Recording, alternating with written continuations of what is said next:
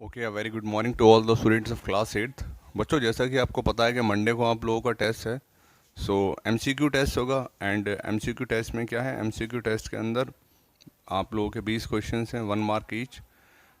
And half an hour में आपको उसको सॉल्व करना है। तो काफ़ी आसान टेस्ट है, पहला टेस्ट है। एंड उसके साथ साथ पहले टेस्ट के साथ साथ क्या है, आप लोगों को ऑनलाइन टेस्ट की प्रैक्टिस नहीं है। सो मैंने पूरा कोशिश किया है कि मैंने उसको मॉडरेट रखा है ताकि आप लोगों को ज़्यादा डिफ़िकल्टी ना हो उसको सॉल्व करने में। तो आज मैं आप लोगों को थोड़ा रिवीजन करवा रहा हूँ जो भी मैंने पढ़ाया है, और वो सब मैं कोशिश करूँगा थोड़ा बहुत गो थ्रू जाने की जो टेस्ट में आ सकता है। एंड सो सबसे पहले तो मैं आपको ज्योग्राफी से कुछ बताता हूँ कि ज्योग्राफी जो है,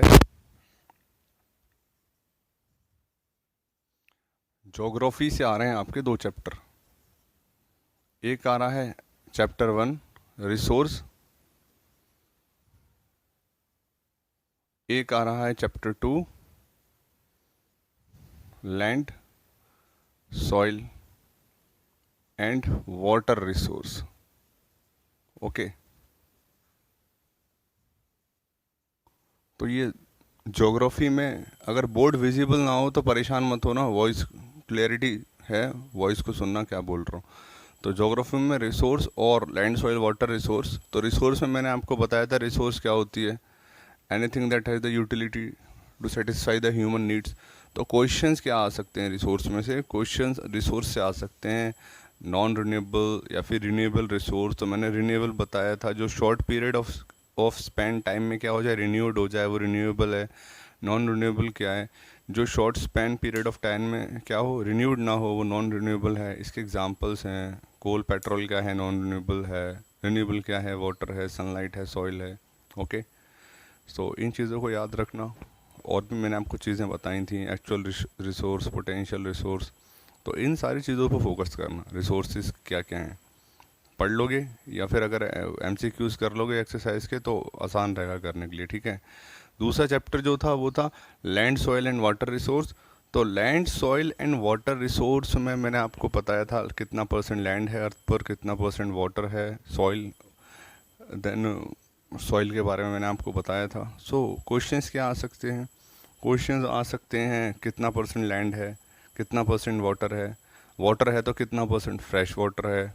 ओके, सॉइल की बात करेंगे तो मैंने आपको सॉइल प्रोफाइल बताई थी, टॉप सॉइल, सब soil, bed rock, okay, parent rock. So question इनसे बन सकता है, टॉप सॉइल में क्या है, ओके, टॉप सॉइल के बाद सब सॉइल में क्या है। तो ये थोड़ा बहुत मैं आपको हिंट दे रहा हूँ क्या क्या आ सकता है क्या नहीं, या फिर कैसे हो सकता है। तो उन सारी चीज़ों को आप लोग ध्यान रखना। उसके बाद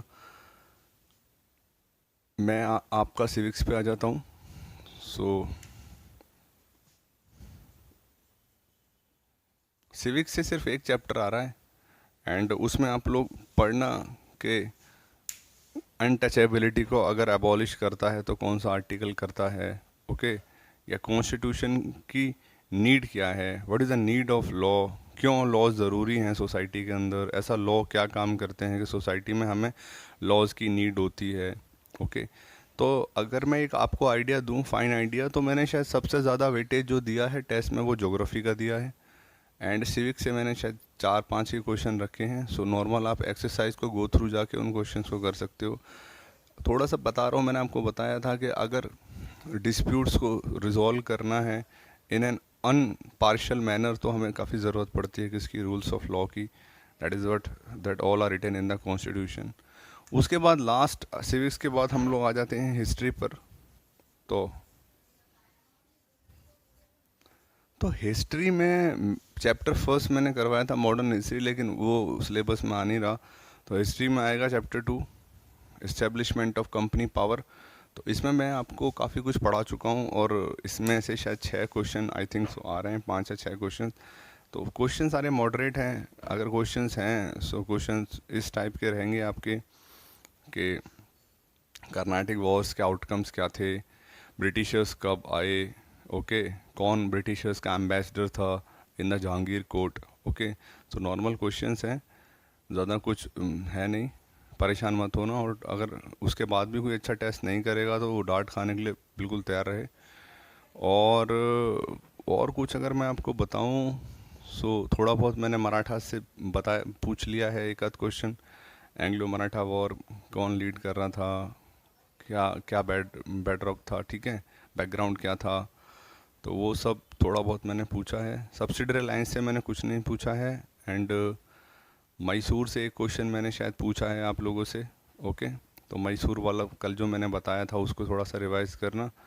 एंड मैसूर के अलावा अगर मैं बात करूं तो एक क्वेश्चन मैंने आप लोगों से पूछा है बैटल ऑफ प्लासी से रिलेट करके, और एक क्वेश्चन मैंने शायद बक्सर के आसपास से फंसाया है, तो उन चीज़ों को थोड़ा सा देख लेना।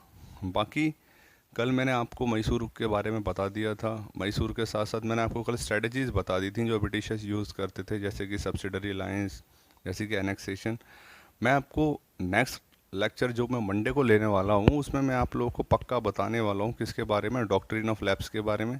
तो डॉक्ट्रिन ऑफ लैप्स जो है वो काफ़ी अच्छा टॉपिक है, क्योंकि डॉक्ट्रिन ऑफ लैप्स की वजह से क्या है, the first independence revolt, that is revolt of 1857, उसका बैकग्राउंड बनता है।